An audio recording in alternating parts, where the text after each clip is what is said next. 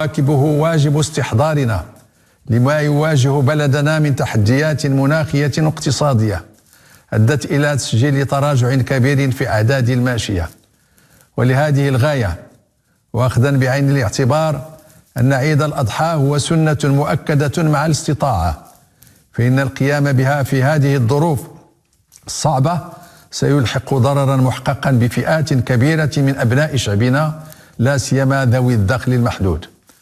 ومن منطلق الأمانة المنوطة بنا كأمير المؤمنين والصاهر الأمين على إقامة شعائر الدين وفق ما تتطلبه الضرورة والمصلحة الشرعية وما يقتضيه واجبنا في رفع الحرج والضرر وإقامة التيسير، والتزاما بما ورد في قوله تعالى: وما جعل عليكم في الدين من حرج، فإننا نهيب بشعبنا العزيز إلى عدم القيام بشعيرة أضحية العيد لهذه السنة.